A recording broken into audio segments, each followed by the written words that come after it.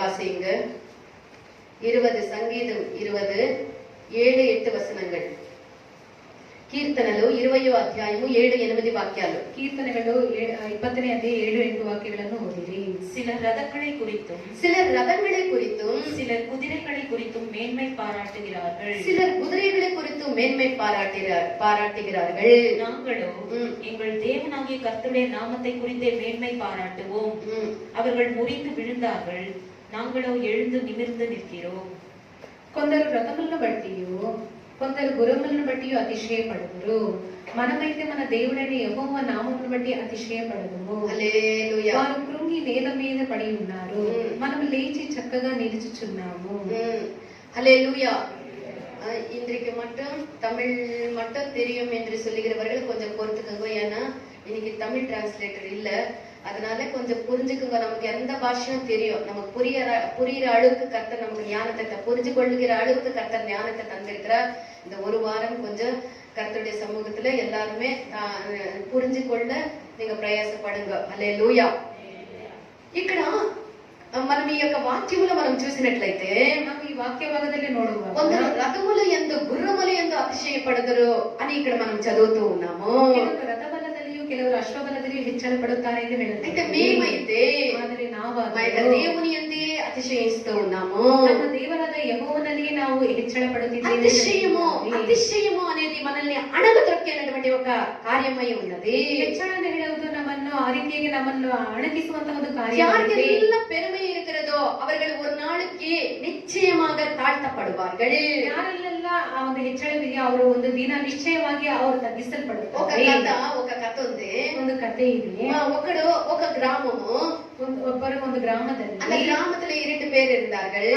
நிறைய பேர் இருக்கிறாங்க. 2 பேருடைய கதையை மட்டும் நான் சொல்றேன். ಅದರಲ್ಲಿ ಆ ಗ್ರಾಮದಲ್ಲಿ ಅನೇಕ ಜನರಿದ್ದಾಗ ಇಬ್ಬರ ಕಥೆಯನ್ನು ಹೇಳುತ್ತೇನೆ. ஒருவன் நல்லா தன்னுடைய அறிவினால, தன்னுடைய பல, தன்னுடைய சாமர்த்தியத்தினால நல்ல வியாபாரம் பண்ணி அவன் ஒரு குதிரையை வாங்கினானா. ಆತನು ತನ್ನ ಒಂದು ಸಾಮರ್ಥ್ಯದಿಂದ ತನ್ನ ಬಲದಿಂದ ಸಂಪಾದನೆ ಮಾಡಿ ಒಂದು ಕುದುರೆಯನ್ನು ಕೊಂಡುಕೊಂಡನಂತೆ. அந்த குதிரையை கொண்டு தூர தேசத்துக்கு பிரயாணமாய் போய் ಆ ಕುದುರೆಯನ್ನು ಕೊಂಡುಕೊಂಡು ದೂರ ದೇಶಕ್ಕೆ ಪ್ರಯಾಣಿಸಿ நிறைய வியாபாரங்களை செய்து ಅನೇಕ ವ್ಯಾಪಾರಗಳನ್ನು ಮಾಡಿ ಅನೇಕ ಕಾರ್ಯಗಳೇ, ಅನೇಕ ಪಣಗಳೇ ಅವನು ಸಂಪಾದಿತಾನ. ಆತನು ಹೇರಳವಾಗಿ ವ್ಯಾಪಾರವನ್ನು ಮಾಡಿ ಹಣವನ್ನು ಸಂಪಾದನೆ ಮಾಡಿದನಂತೆ. ಅವನಿಗೆ பெரிய ஒரு பெருமை, ಅದರಲ್ಲಿ ಒಂದು ದೊಡ್ಡ ಒಂದು ಹೆಚ್ಚಳ. என்னுடைய சாமர்த்தியத்தினாலே, ನಾನು ನನ್ನ ಸಾಮರ್ಥ್ಯ, என்னுடைய அறிவினாலே, ಒಂದು ಜ್ಞಾನ, என்னுடைய திறமையினாலே, ನನ್ನ ಒಂದು ಬಲದಿಂದ இவ்வளவு செல்வந்தனாய் இருக்கிறேனே, நான் இஷ்ட ஐஸ்வர்யவுள்ளவனாಗಿ எனக்கு குதிரை இருக்கிறது, குதிரை என்று பக்கத்துல இருக்கிற ஒரு ஆளை பார்த்து, ತನ್ನ ಪಕ್ಕದಲ್ಲಿ அந்த காலத்துல இருந்து இந்த காலத்து வரைக்கும் ನಾನು ಆ ಕಾಲದಿಂದ ಈ ಕಾಲದವರೆಗೂ ஒரு கழுதையை வைத்துக்கொண்டு ಒಂದು ಕತ್ತೆಯನ್ನು ಇರಿಸಿಕೊಂಡು இங்கேயே சுத்திக்கிட்டு ಇಲ್ಲಿಯೇ சிறிய வியாபாரங்களை செய்து ಒಂದು ಚಿಕ್ಕ ವ್ಯಾಪಾರವನ್ನು ಮಾಡುತ್ತಾ 10 10 மாதிரி அந்த குடும்பத்தை நடத்தி கொண்டு வருகிறானே. ಅದಕ್ಕೆ ಸಾಲು ಸಾಲದ ರೀತಿಯಲ್ಲಿ ಕುಟುಂಬ ನಡೆಸಿಕೊಂಡು ಬರುತ್ತಿದ್ದಾನೆ என்று அவனை பார்த்து இவன் பரிகாசம் செய்வானாம். ಎಂದು ಆತನನ್ನು ನೋಡಿ ಈತನು ಪರಿಹಾಸ್ಯ ಮಾಡಿದನಂತೆ. அந்த கழுதை வைத்துக் கொண்டிருந்த அந்த மனுஷன், ಅವನು ಕತ್ತೆಯನ್ನು ಇರಿಸಿಕೊಂಡಂತ ஆண்டவரே எனக்கு கழுதையை தந்தீரே, ಸ್ವಾಮಿ ನನಗೆ ಕತ್ತೆಯನ್ನು சிறிய பெரிய காரியங்களை இதனாலே நான் செய்து என் குடும்பத்தை நான் பிழை போட்டுகிறேனே, ಚಿಕ್ಕ ದೊಡ್ಡ ಕಾರ್ಯಗಳನ್ನು ಮಾಡಿಕೊಂಡು ನನ್ನ ಕುಟುಂಬವನ್ನು ಪೋಷಿಸಿಕೊಳ್ಳುತ್ತಾ இவ்வளவாக எனக்கு தந்தீரே. இது கூட இல்லாத இருக்கிறவர்கள் எத்தனையோ பேர் இருக்கிறார்கள் அப்பா, அவர்களுக்கும் என்னை போல ஆசீர்வாதத்தை தாரும் என்று சொல்லுவானாம். ಇಷ್ಟಾಗಿ ನನ್ನ ನಡೆಸಿದ ದೇವರೇ, ಎಷ್ಟೋ ಜನರು ಇದ್ರೂ ಸಹ ಈ ಒಂದು ಪರಿಸ್ಥಿತಿ ಇಲ್ಲದವರಾಗಿ ಎಷ್ಟೋ ಮಂದಿ ಇದ್ದಾರೆ, ಅವರೆಲ್ಲರಿಗೂ ಸಹಾಯ ಮಾಡಿ. குதிரை வைத்துக் கொண்டிருக்கிறவன் ಆದ್ರೆ ಕುದುರೆ மனுஷனையும் மதிக்காமல், ಮನುಷ್ಯನ தேவனையும் மதிக்காமல், ದೇವರಿಗೂ ಸಹ தன்னுடைய ஞானத்தின் மேலே சார்ந்தவனாக, ಜ್ಞಾನದ ಮೇಲೆ ಆತುಕೊಂಡ, தன்னுடைய பலத்தின் மேலே சார்ந்தவனாக, ಬಲವನ್ನು ಆಶ್ರಯಿಸಿ, தன்னுடைய அறிவின் மேலே சார்ந்தவனாக, ಒಂದು ವಿವೇಕದ ಮೇಲೆ ಆಶ್ರಯಿಸಿ, தன்னுடைய சாமர்த்தியத்தின் மேலே சார்ந்தவனாக, ಸಾಮರ್ಥ್ಯದ ಮೇಲೆ ಆತುಕೊಂಡ, என்னுடைய பலனும் என்னுடைய சாமர்த்தியமும் என்னுடைய அறிவினால தான் நான் இன்றைக்கு இந்த ஊர்ல இருக்கிற எல்லார் பார்க்கிலும் ஒரு பெரிய சீமந்தனா இருக்கிறேன் என்று சொல்லி அவன் மேன்மை பாராட்டுவானா. ನನ್ನ ಬಲದಿಂದಲೇ, ನನ್ನ ಸಾಮರ್ಥ್ಯದಿಂದಲೇ, ನನ್ನ ಹಣದಿಂದಲೇ ನಾನು ಈ ಒಂದು ಗ್ರಾಮದಲ್ಲಿ ಇಷ್ಟಾಗಿ ನಾನು ಆಶೀರ್ವದಿಸಲ್ಪಟ್ಟೆ. யாருமே மதிக்காதவனாய் மாறிவிட்டான். ಯಾರಿಗೂ ಸಹ ಅದನ್ನು குடும்பமானது பெரிய ஒரு செல்வாக்குல வாழ்ந்தது. ಅದರ ಕುಟುಂಬ ಒಂದು ಐಶ್ವರ್ಯದಲ್ಲಿ ಇದ್ದಿತು. இப்படியாக இருக்கும்போது அவன் ஒரு தூரத்துக்கு பிரயாணமாய், குதிரை என்று சொன்னால் அது நல்ல வேகமாக ஓடுகிறதான ஒரு ஒரு குதிரையா இருக்கிறது. ಕುದುರೆ ಅದು ತುಂಬಾ ವೇಗವಾಗಿ ಪ್ರಯಾಣಿಸುವಂತ ಕುದುರೆಯಾಗಿ ದೂರ தேசத்துக்கு போய் ವೇಗವಾಗಿ ದೂರ ಪ್ರದೇಶಕ್ಕೆ நிறைய வியாபாரங்களை செய்து ஏராளವಾದ ವ್ಯಾಪಾರಗಳನ್ನು நிறைய பணத்தை பணத்தையும் பொற்களையும் சேர்த்து கொண்டு ಆತನ ಅನೇಕವಾದಂತಹ ವಸ್ತುಗಳನ್ನು ಹಣವನ್ನು அவன் திரும்பி ಸೇರಿಸಿಕೊಂಡು வரும்போது ಆತನು ಹಿಂತಿರುಗಿ ஒரு ಬರುವಾಗ காட்டின் ஒரு வனாந்திர வழியாக அவன் கடந்து வர வேண்டியதா வந்தது. ಆತನು ಒಂದು ಅರಣ್ಯ ಮಾರ್ಗವಾಗಿ ಪ್ರಯಾಣಿಸಿ அந்த குதிரை ಬರಬೇಕಾಗಿತ್ತು. ஓடுகிறதான அந்த ஓட்டத்துல ಆ ಒಂದು ಕುದುರೆ ಓಡುವಂತಹ அது ஒரு ವೇಗದಲ್ಲಿ பள்ளத்துல இறங்கி ಆ ಒಂದು ಹಳ್ಳದಲ್ಲಿ தன்னுடைய ಇಳಿದು கால் ஒடிஞ்சு போனது, ತನ್ನ ಕಾಲು ಮುರಿದು அது ಹೋಯಿತು. எழ முடியாமல் போனது. ಅದು ತನ್ನ ಕಾಲಿನ ಮೇಲೆ ಕೆತ್ತಲಾಗದೆ ಹೋಯಿತು. ஏராளமாக அதன் மேல வைத்துக் கொண்டு வந்தான். இவனுக்கும் அது எழுப்பவும் அவனுக்கு உதவி செய்வார். அந்த வனாந்தரத்துல யாருமே இல்லாமல் போனார்கள். ಅದರ ಮೇಲೆ ಹೇರಳವಾದ ವಸ್ತುಗಳನ್ನು ಇರಿಸಿಕೊಂಡು ಅಲ್ಲಿ ಯಾರು ಇಲ್ಲದವರಾದ್ರಿಂದ ಆತನಿಗೆ பல ಸಹಾಯ நாட்கள் ಮಾಡಲಾಗದೆ அங்கேயே ಹೋದನು. அவன் பட்டினியோட பசியோட பொண்ணை சாப்பிட முடியுமா, பணத்தை சாப்பிட முடியுமா, பசி ஆற்றும்படிக்கு அதெல்லாம் சாப்பிட முடியுமா? அப்படியாக இல்லாமல் அந்த குதிரையோட அந்த தான் கொண்டு வந்த அந்த பொருட்களை வைத்துக் கொண்டு அவன் ரொம்ப அவஸ்தைப்பட்டானா. ಆತನು ಇರಿಸಿಕೊಂಡಂತಹ ವಸ್ತುಗಳ ನಿಮಿತ್ತವಾಗಿ ಆ ಒಂದು ಕುದುರೆಯ ಹಳ್ಳದಲ್ಲಿ ಹಿಡಿದ ನಿಮಿತ್ತವಾಗಿ ಆತನು ತುಂಬಾ ದಿನಗಳ ತನಕ ತುಂಬಾ ಅವಸ್ಥೆ கொஞ்ச ಪಟ್ಟಂತೆ. நாள் ஆன பிறகு அந்த குதிரை மறைத்து போனது. ಸ್ವಲ್ಪ ದಿನಗಳಾದ ನಂತರ ಕುದುರೆಯು அந்த ಮರಣಿಸಿತು. வழியில வந்த திருடர்கள் அவனை பார்த்து அவன் வைத்துக் கொண்டிருந்ததான அந்த பணமும் பொருட்களும் எல்லாமே திருடி கொண்டு ஓடிப்போ நல்லா அடிச்சு அவனை விட்டுட்டு அவனுக்குரிய எல்லாமே பிடிக்கி கொண்டு போய் விட்டார்களா. ಆ ಮಾರ್ಗದಲ್ಲಿ ಬಂದಂತಹ ಕಳ್ಳರು ಆತನಲ್ಲಿದ್ದಂತಹ ವಸ್ತು ವರ್ಗಗಳನ್ನು ಹಣವನ್ನು ತೆಗೆದುಕೊಂಡು ಆತನನ್ನು ಹೊಡೆದು ಹೋದರಂತೆ. எப்படியாகவோ தள்ளாடி தடுமாறி அவன் வழி பிடிச்சு எத்தனையோ நாட்கள் நடந்து பசியும் பட்டினியும் தாகத்தோட வந்து அவன் ஊரை சேர்ந்தானா. ಆತನು ಎಷ್ಟೋ ದಿನಗಳ ತನಕ ಆ ರೀತಿಯಾಗಿ ಆತನು ಒದ್ದಾಡಿಕೊಂಡು ಆತನು ಹಸಿವಿನಿಂದ ಬಳಲಿದವನಾಗಿ ಮನೆಗೆ ಬಂದು வீட்டுக்கு வந்து ಸೇರಿದ. பார்க்கும் போது ಮನೆಗೆ ಬಂದು சம்பாதிக்கிற ನೋಡಿದಾಗ நாளோ சம்பாதிச்சு ஏராளமாக கொண்டு வரவர் இல்லாமல் போனதுனால அந்த குடும்பம் கூட ஒரு சீரழிஞ்சு ரொம்ப கஷ்டத்துல வெறுமையில ரொம்ப ஒரு மோசமான நிலவரத்துக்கு வந்ததா. ಕಷ್ಟಪಟ್ಟು ಕೊಡುವರು ಪೋಷಿಸುವರು ಯಾರು ಇಲ್ಲದೆ ಇದರಿಂದ ಆ ಒಂದು ಕುಟುಂಬ ಸಹ ತುಂಬಾ ಒಂದು ದುರವಸ್ಥೆಗೆ இனி அவனுக்கு ಒಳಗಾಗಿತ್ತು. எழும்ப முடியாத அளவுக்கு அவன் விழுந்து போனானா. ಇನ್ನು ಅದನ್ನು ಎದ್ದೇಳಲಾರದೆ ಆತನು ಬಿದ್ದು ஆனா ಹೋದನು. அந்த கழுதை வைத்துக் கொண்டிருந்தவன் ಅದರ ಕತ್ತೆಯನ್ನು நாள்தோறும் ಇರಿಸಿಕೊಂಡಿದ್ದವನು தனக்கு முடிஞ்ச அளவுக்கு போயிட்டு தனக்கு முடிஞ்ச வியாபாரங்களை செய்து வீட்டுக்கு வந்து வீட்டையும் போசித்து அவனால மற்றவர்களுக்கு கஷ்டத்துல இருக்கிறவங்க தான் கஷ்டத்துல இருக்கிறவங்களுக்கு உதவுவாங்க. பணம் இருக்கிறவர்களுக்கு கஷ்டத்துல இருக்கிறவங்களுக்கு உதவுறது ரொம்ப அருது என்று வேதமே சொல்லுது. அப்படியாக இவன் யாருக்குமே உதவாமல் இருந்தான். ஆனால் இவன் சிறிய பெரிய காரியங்களை உதவிக்கிட்டு இருந்தவன் அவன் நல்லா அப்படியாகவே செழிப்பாகவே இருந்தானா. ಅವನು ಕತ್ತೆಯನ್ನು ಇರಿಸಿಕೊಂಡಿರುವವನು ಆತನು ತನ್ನಿಂದ ಆದಷ್ಟು ಮಟ್ಟಿಗೆ ವ್ಯಾಪಾರವನ್ನು ಮಾಡುತ್ತಾ ಆತನ ಕೆಲಸವನ್ನು ಮಾಡಿಕೊಂಡು ಅದರ ಕುಟುಂಬವನ್ನು ಪೋಷಿಸಿಕೊಂಡು ತನ್ನಿಂದ ಆದಷ್ಟ ಮೇಲೆ ಇತರರಿಗೂ ಮಾಡುತ್ತಾ இது ಬಂದನು. ஒரு கதையா இருந்த போதிலும் ಇದೊಂದು ಕಥೆಯಾಗಿ இதுல ಇದ್ದಾಗ நாம் புரிஞ்சு கொள்ள வேண்டிய நாம் தெரிந்து கொள்ள வேண்டியதான அநேக காரியங்கள் இருக்கிறது. ನಾವು ಅರಿತುಕೊಳ್ಳಬೇಕಾದಂತಹ ಅನೇಕ ಕಾರ್ಯಗಳಿವೆ. சாதாரணமாக நாம் பார்க்கும்போது ಸಾಧಾರಣವಾಗಿ ನಾವು ನೋಡುವಾಗ முன்காலத்துல ಹಿಂದಿನ ದಿನಗಳಲ್ಲಿ இந்த குதிரை பிரயாணமாய் போவார்கள். ಕುದುರೆಯಲ್ಲಿ ಪ್ರಯಾಣಿಸಿ இந்த குதிரை எதற்காக அவர்கள் உபயோகப்படுத்துவார்கள் என்று சொன்னால் ಈ ಕುದುರೆಯನ್ನು ಯಾವುದಕ್ಕಾಗಿ ಅವರು பிரயாணத்துக்கு அவர்கள் தூர தேசத்துக்கு நம்ம இப்போ எத்தனை நம் போறதுக்கு எத்தனை பஸ் காரு போன்ற எத்தனை வாகனங்கள் இருக்கிறதோ இந்த வாகனமாக பிரயாணம் செய்கிற வாகனமாக தூர பிரயாணம் செய்கிற வாகனமாக இந்த குதிரையை பயன்படுத்துவார்கள். ಈಗಿನ ಕಾಲದಲ್ಲಿ ನಾವು ಯಾವ ರೀತಿಯಾಗಿ ಅನೇಕ ಒಂದು ಇವನ ವಾಹನಗಳ ಬಳಸುತ್ತೇವೋ ಆ ಒಂದು ದಿನಗಳಲ್ಲಿ ಅವರಿಗೆ ಒಂದು ವಾಹನವಾಗಿ ಕುದುರೆಯು அந்த குதிரையின் மேலே ஏறி போய் யுத்தத்திற்கு போவார்கள். ಆ ಕುದುರೆಗಳ ಮೇಲೆ ಹತ್ತಿಕೊಂಡು ಯುದ್ಧ அதிகமான ரதங்களும் அதிகமான குதிரைகளும் வைத்துக் கொண்டே இருக்கிறவர்கள் சும்மாவே இருக்க மாட்டாங்க. பக்கத்துல இருக்கிற அந்த ராஜ்யங்களின் மேல போய் அவர்களுடைய சாமர்த்தியத்தினால யுத்தத்துக்கு போய் அவர்களை வென்று அந்த ராஜ்யத்தை தங்களுடைய சுவாதீனமாக்கி கொள்ளுவார்கள். ಅವರು ತಮ್ಮ ಬಳಿ ಇರುವ ರಥಗಳಿಂದಲೂ ಕುದುರೆಗಳಿಂದಲೂ ಅವರು ಬೇರೆ ರಾಜ್ಯದ ಮೇಲೆ ಹೋಗಿ ಅದರ ಮೇಲೆ ಅದನ್ನು ಜಯಿಸಿಕೊಂಡು ಅವರು ಬರುವರಂತೆ. இப்படியாக குதிரை வைத்துக் கொண்டிருக்கிறவர்கள் பெரிய பெருமையை பாராட்டி கொண்டிருப்பார்கள். ಕುದುರೆಗಳನ್ನು ಇರಿಸಿಕೊಂಡಿರುವವರು ಅವರು ಹೆಚ್ಚಳ ಪಡುತ್ತಾ அவர்களுடைய ಇರ್ತಾರೆ. அதிகாரத்தை அவர்கள் அதிகமாக அவர்கள் తమ యొక్క అధికారాన్ని అధికமாக వర్ధిల్ల చేసుకుంటూ ఉంటారు. ತಮ್ಮ ಅಧಿಕಾರವನ್ನು ಅದು ಹೆಚ್ಚಾಗಿ ಪ್ರಬಲಕ್ಕೆ ಬರುವ ರೀತಿಯಲ್ಲಿ అంతేకాదు ಹೆಚ್ಚಾಗಿ எங்களுக்கு இத்தனை குதிரைகள் உண்டு இத்தனை எங்களுக்கு ரதங்கள் உண்டு என்று சொல்லி அதில் அவர்கள் பெருமை பாராட்டி கொண்டிருப்பார்கள். ಅಷ್ಟು ಮಾತ್ರವಲ್ಲ ನಮ್ಗೆ ಇಷ್ಟು ರಥಗಳಿವೆ ಇಷ್ಟು ಅಶ್ವಗಳಿದೆ ಎಂದು ಅವರು ಹೆಚ್ಚಳ ಪಡುತ್ತಾ ಇರುತ್ತಾರೆ. நாம் வேதத்துல நாம் பார்க்கும்போது ಸತ್ಯದಲ್ಲಿ ನಾವು ನೋಡುವಾಗ நீதிமொழிகள் 21ஆம் அதிகாரம் 31ஆம் வசனத்தை நாம் பார்க்கும்போது ಜ್ಞಾನೋಕ್ತಿಗಳು 21ನೇ ಅಧ್ಯಾಯ 31ನೇ ವಾಕ್ಯವನ್ನು ನೋಡುವಾಗ சேருங்க கொடுங்க சகோதரர்களுக்கு சேருங்க கொடுங்க மற்றவங்க யாருன்னா வந்து உள்ள உட்காருங்க. அல்லேலூயா. படிங்க. యుద్ధ దినములకు గుర్రములను ఆయుధపరచుట కద్దు గాని రక్షణ యెహోవా ఆధీనము. రక్షణ యెహోవా ఆధీనము. தமிழ்ல படிங்க. குதிரை யுத்த நாளுக்கு ஆயத்தமாக்கப்படும். குதிரை யுத்த நாளுக்கு ஆயத்தமாகப்படும். ஜெயமோ கர்த்தரால் வரும். ஜெயமோ குதிரை இருந்தாலும் ஜெயமோ கர்த்தராலே வரும். அல்லேலூயா. యుద్ధ దినమునకు గుర్రము సిద్ధపరచబడినప్పటికీ కూడా జయమైనది ఎవరి వల్ల కలుగుతుంది? ಅಶ್ವಗಳು ಯುದ್ಧ ದಿನಕ್ಕಾಗಿ ಸನ್ನದ್ಧವಾಗಿದ್ದರೂ ಜಯವು ಯಾರಿಂದ ದೊರಕುತ್ತದೆ? అది దేవుని వల్లనే, యెహోవా వల్లనే కలుగును. ಅದು ಯೆಹೋವನಿಂದಲೇ, ದೇವರಿಂದಲೇ ದೊರಕುತ್ತದೆ. ప్రియమైనటువంటి దేవుని యొక్క జనమ ఇది నిజము. ಪ್ರಿಯವಾದ ದೇವರ ಜನರೇ ಇದು ನಿಜ. మనం విన్నటువంటి ఆ యొక్క కథలో మనం చూసినట్లయితే ನಾವು ಹೇಳಿದಂತ ಕಥೆಯ ಭಾಗದಲ್ಲಿ ఆ యొక్క ఐశ్వర్యవంతుడు తన కలిగినటువంటి యొక్క గురువును బట్టి, తన కలిగినటువంటి ఆ యొక్క కార్యాన్ని బట్టి, ఐశ్వర్యాన్ని బట్టి అతిశయపడే ಆ ಒಂದು ಐಶ್ವರ್ಯಗಳನ್ನು ಆ ಕುದುರೆಗಳು ತನಗಿರುವಂತ ಕುದುರೆಯಲ್ಲಿಯೋ ತನಗಿರುವಂತ అకస్మాత్తుగా ఆ యొక్క గుర్రము అతనికి చెయ్యిచ్చినప్పుడు, ಆಕಸ್ಮಿಕವಾಗಿ ಆ ಒಂದು ಕುದುರೆ ಆತನಿಗೆ ಕೈ అకస్మాత్తుగా ఆ యొక్క గుర్రము అతని చెయ్యి వదిలినప్పుడు, ಆಕಸ್ಮಿಕವಾಗಿ ಆತನ ಒಂದು ಕುದುರೆಗೆ ಆತನ ಕೈಯನ್ನು ಕೊಟ್ಟಾಗ అది ఎంత అతని యొక్క జీవితమైనది ఎంత దారుణముగా మారిపోయినో. ಆತನ ಜೀವಿತ ಎಷ್ಟು ದುರವಸ್ಥೆಯಾಗಿ ಮಾರ್ಪಟ್ಟು ಹೋಯಿತು. మనము నమ్మిక దేవుని యందే ఉంచాలి. ನಾವು ನಮ್ಮ ಒಂದು ನಂಬಿಕೆಯನ್ನು எவ்வளவு பெரிய ದೇವರಿಗೆ ஒரு குதிரை உனக்கு குதிரைகளும் ரதங்களும் உனக்கு ஏராளமாக இருந்தாலும் உனக்கு ஜெயித்து கொடுக்கிறது தேவனால மற்றும் தான் ஆகும். ನಿನಗೆ ಎಷ್ಟೇ ಒಂದು ಕುದುರೆಗಳಿದ್ದರೂ ರಥಗಳಿದ್ದರೂ ನಿನಗೆ ಜೀವನ ಕೊಡುವುದಕ್ಕೆ ಯೆಹೋವನಿಂದಲೇ ಸಾಧ್ಯ. నేటి ప్రపంచంలో మనం చూసినట్లయితే ಈಗಿನ ದಿನಗಳೆಲ್ಲ ನೋಡುವಾಗ అనేకులు అందరూ కూడా ఇంచుమించు అందరూ కూడా మాకు గుర్రములే కావాలి అని అతిశయపడుతూ ఉన్నారు.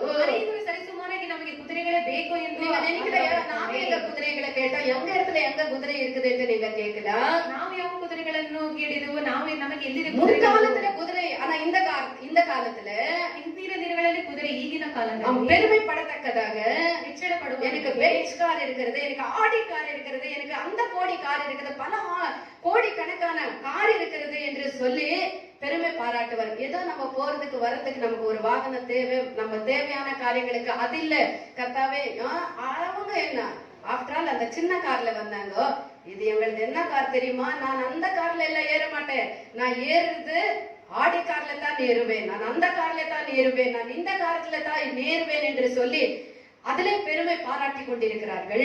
ಅವರೇನ ಒಂದು ಚಿಕ್ಕ ಕಾರಿನಲ್ಲಿ ಚಿಕ್ಕ ವಾಹನದಲ್ಲಿ ಬಂದರು, ನಾನು ಇಷ್ಟು ದೊಡ್ಡ ಹಣವುಳ್ಳಂತ ಕೋಟಿಗಳಲ್ಲಿ ಹಣವುಳ್ಳಂತ ಇದರಲ್ಲಿ ಈ ಒಂದು ವಾಹನದಲ್ಲಿ 10 ಮಿಲಿಯನ್ ಹೆಚ್ಚಳ. பூர்வ காலத்திலே முன் காலத்திலே எப்படி குதிரைகளை வைத்துக் கொண்டிருக்கிறவர்கள் பெருமை பாராட்டுவார்களோ, இன்றைய நாட்கள்ல பெரிய பெரிய வாகனங்கள், விலை உயர்ந்ததான வாகனங்களை வைத்துக் கொண்டிருக்கிறவர்கள் அவர்கள் வைத்துக் கொண்டிருக்கிறதான அந்த வாகனங்களை வைத்துக் கொண்டிருக்கிறது, அவர்கள் பெற்றிருக்கிறதான அந்த பணத்திலே அவர்கள் பெருமை பாராட்டி கொண்டிருக்கிறார்கள். ಹಿಂದಿನ ದಿನಗಳಲ್ಲಿ ಅವರು ಯಾವ ರೀತಿಗೆ ರಥದಲ್ಲಿಯೋ ಒಂದು ಅಶ್ವಬಲದಲ್ಲಿಯೋ ಹೆಚ್ಚಳ ಪಡುತ್ತಾ ಇದ್ದಾರೋ, ಈಗಿನ ದಿನಗಳಲ್ಲಿ ಅವರು ಸಹ ತಮಗಿರುವಂತಹ ಒಂದು ಅಂತಸ್ತಿನಲ್ಲಿ, ಆಸ್ತಿನಲ್ಲಿಯೋ, ಹಣದಲ್ಲಿಯೋ, ವಾಹನಗಳಲ್ಲಿಯೋ ಹೆಚ್ಚಳ எத்தனையோ ஆண்டுகளுக்கு முன்பாகவே வேதத்திலே இதை பற்றி எழுதி இருக்கிறது. ಎಷ್ಟೋ ವರ್ಷಗಳ ಹಿಂದೆ ಈ ಒಂದು ಕಾರ್ಯವನ್ನು ಕುರಿತು ಪರಿಶುದ್ಧ గ్రంథದಲ್ಲಿ ಬರೆಯಲ್ಪಟ್ಟಿದೆ. దీని గురించి నాహూము ప్రవక్తకు దేవుడు బయలుపరుస్తూ ఉన్నాడు.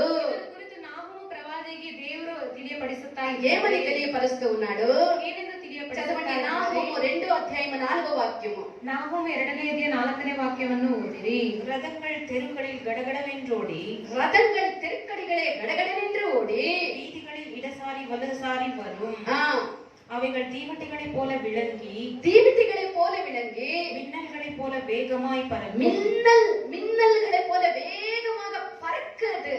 మిన్నలే పోల. హల్లెలూయా. వీధులలో రథములు మిక్కిలి తొందరగా పోవచ్చున్నవి. వీధుల్లో ఇది దేని గురించి? ఇప్పుడు మనం వీధుల్లో చూస్తే పెద్ద పెద్ద హైవేల్లో, పెద్ద పెద్ద పట్టణాల్లో చూస్తే వీధుల్లో రథములు అనబడినటువంటి వాహనాలు వేగముగా పోతూ ఉంది.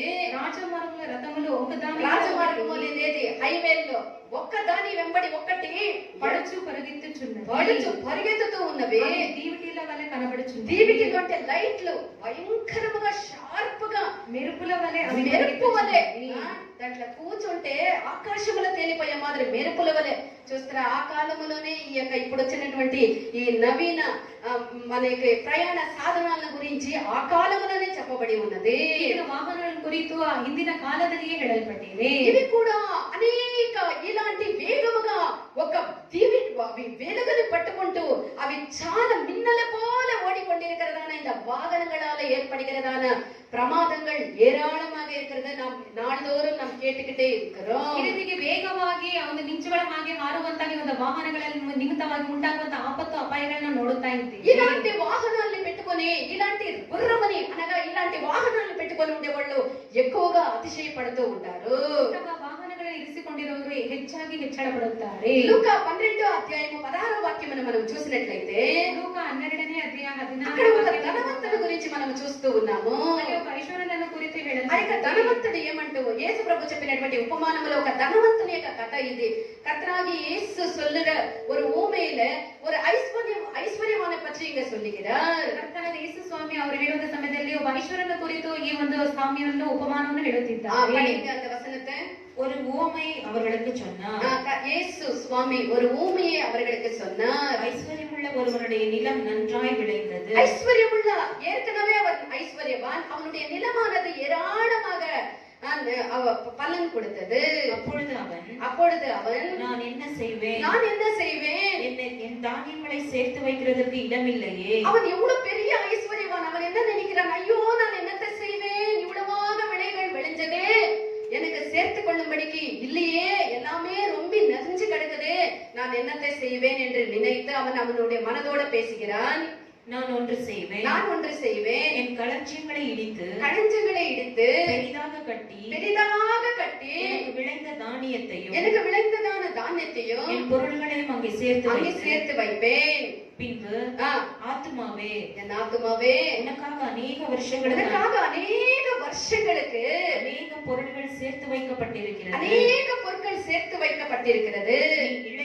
நீ இளைப்பாரி நீ குசித்து குடித்து பூரிப்பாயிரு என்று என் ஆத்மாவோட சொல்லுவேன் என்று தனக்குள்ளே சிந்தித்து சொல்லிக் கொண்டான். அல்லேலூயா. போதயிருமா இவன் ఇతడు పెద్ద ధనవంతుడు, ఇతను దొడ్డ ఐశ్వర్యుడనాಗಿ ఇతని యొక్క పంట విస్తారముగా పండి ఉన్నది.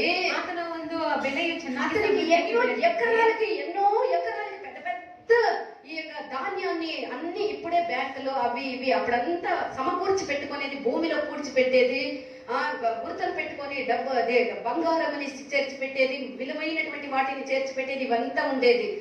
ఆ కాలంలో పూడ్చిపెట్టిన వాళ్ళు మర్చిపోయి వాళ్ళు ఎక్కడ పూడ్చిపెట్టారని ఇప్పుడు అక్కడ లేచింది, దేవుడి ఇక్కడ లేచింది, బంగారు కాసులు లేచింది, ఇది లేచింది అని ఇప్పుడు అనుకుంటా ఉంటారు. హల్లెలూయా. అదే ఆ కాలంలో బ్యాంకులు అవన్నీ లేకుండా వాళ్ళు గుర్తులు పెట్టి వాళ్ళు చనిపోయిన తర్వాత అది గుర్తులు లేకుండా పోయినప్పుడు, మనము తర్వాత కాలాల్లో బ్రతికినప్పుడు మనుషులు దాన్ని చేసినప్పుడు దానికి బలులు అప్పగించి గావులు అప్పగించేస్తారు. ఇవన్నీ చేయకూడదు. హల్లెలూయా. అట్లా ఇతడు ఏం చేస్తూ ఉన్నాడు, విస్తారముగా పండుందే, అయ్యో నేనేం చేతనా, ఈ దరిద్రుడికి ஐயோ இந்தகா இச்சனே, எத்தனையோ பேர் ஆகாரம் இல்லாமல் கஷ்டப்படுகிறவர்கள் இருக்கிறார்களே, அவர்களுக்கு நான் கொஞ்சமாக தருவேன், எத்தனையோ ஊழியங்கள் நடக்குது, அந்த ஊழியங்களுக்கு நான் கொஞ்சமாக கொடுப்பேன் என்று இவனுக்கு மனசு வரல. இவன் என்ன நினைக்கிறான், ಅದಕ್ಕೆ ಸಮೃದ್ಧಿಯಾಗಿ ಬೆಳೆ ಬೆಳೆದಾಗ ಅಯ್ಯೋ ನಾನು ಇಷ್ಟಾಗಿ ಬೆಳೆದಿದ್ದೀನಲ್ಲ, ನಾನು ಇದಕ್ಕಿಲ್ಲದವರಿಗೆ ಕೊಡೋಣ, ಸೇವೆಗೆ ಕೊಡೋಣ ಎನ್ನುವಂತ ಮನಸ್ಸು ಇತನಿಗೆ செய்வேன். தனக்குள்ள தான் பேசிக்கிறார் இந்த முட்டாள். ಮಾತನಾಡಿಕೊಳ್ಳುತ್ತಿದ್ದಾನೆ. என்னத்தை செய்வேன், ಹಾಗಾದ್ರೆ ನಾನು ಏನು ಮಾಡುವೆ, ஒரு வேலை செய்வேன், ನಾನು ಒಂದು ಕೆಲಸ கணஜங்களை எல்லாம் இடிச்சு பெரிய இன்னும் பெருசா கட்டி ಇರುವಂತ ಕಣಜಗಳನ್ನ ಎಲ್ಲವನ್ನು ಕೀಳಿಸಿ ನಾನು சேர்த்து வைத்துக் கொண்டு ಅದರಲ್ಲಿ ನಾನು ಸಮೃದ್ಧಿಯಾಗಿ ಸೇರಿಸಿಟ್ಟುಕೊಂಡು அப்படியாக நான் எல்லாமே சேர்த்துக் கொள்வேன். ಆ ರೀತಿ ನಾನು ಎಲ್ಲವನ್ನೂ ಸೇರಿಸಿಟ್ಟುಕೊಳ್ಳುತ್ತೇನೆ. இவன் சொல்லுகிறான். ಆನಂತರ ಆತನು ಹೇಳುತ್ತಿದ್ದಾನೆ. என்ன சொல்லுகிறான், ಅದನ್ನು ಏನಂತ ಹೇಳುತ್ತಾನೆ, அவனோட அவன் பேசுகிறான். என் ஆத்மா எவ்வளவுதான் நீ சாப்பிட முடியும், எவ்வளவுதான் நீ முடுக்க முடியும், எவ்வளவுதான் நீ அடைய முடியும். ஒரு கேள்விக்கு ஒரு ரொம்ப ஆசை இருந்துச்சா.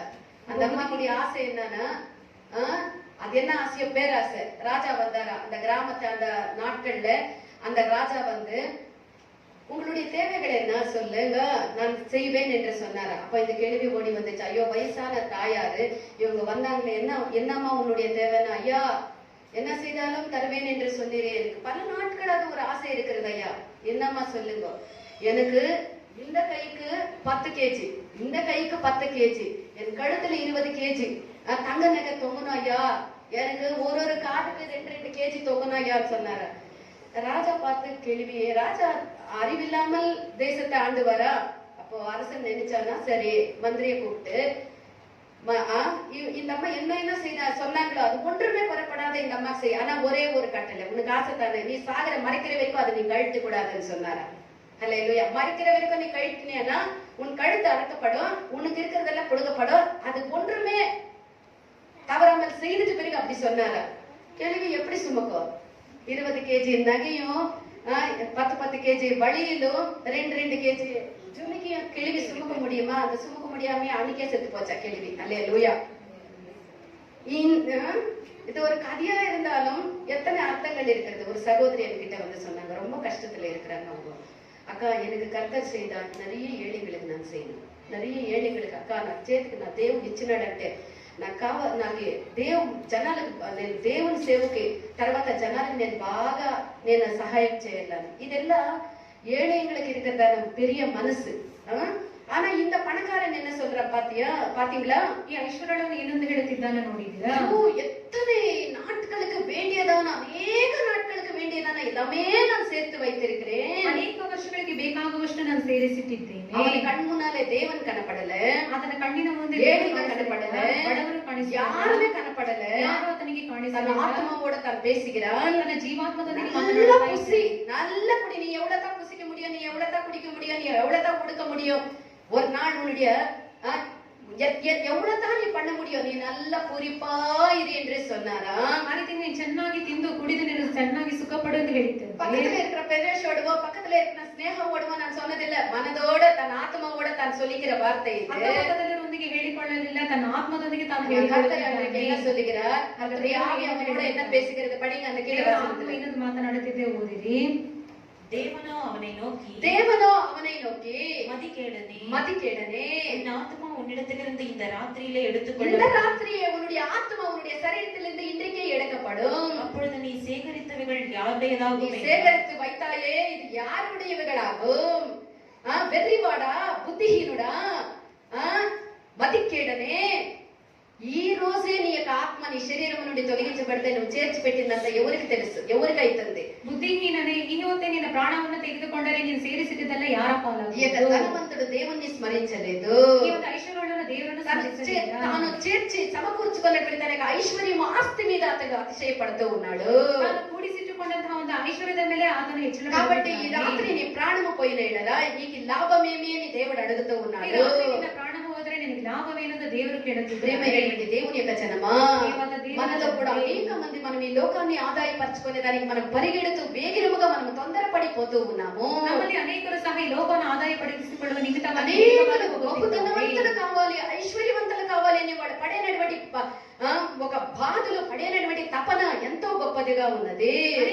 ఐశ్వర్యవంతరాగಬೇಕೆಂದು ಎಷ್ಟೋ ಆತುರ ఆడంబరమైనటువంటి జీవితము చేయాలి, సుఖభోగమైనటువంటి జీవితమును చేయాలని పడే శ్రమ, పోయేనటువంటి మార్గములన్నీ కురుకు మార్గములు. నీతి మార్గముల నడిచిన వాళ్ళు గొప్ప ఐశ్వర్యవంతులు అయ్యేదానికి సాధ్యమే లేదు. కురుకు మార్గములో పోయే వాళ్ళే గొప్ప ఐశ్వర్యవంతులు అయ్యేది. ఈ కురుకు మార్గములో పోయి ఐశ్వర్యాన్ని సంపాదించాలని అనేకలు తొందరపడి ప్రయాసపడుతూ ఉన్నారు.